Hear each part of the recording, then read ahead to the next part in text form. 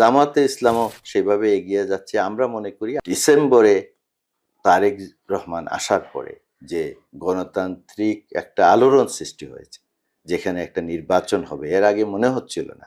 উনি এসে মানুষের মন জয় করেছেন এবং আগামীতে যাতে দেশটাকে একটা প্রশাসনিকভাবে, অর্থনৈতিকভাবে একটা উন্নত দেশ করা যায় এবং এখানে নিরপেক্ষ আচরণের মাধ্যমে এই দেশটাকে চালাতে হবে সবাইকে নিয়ে।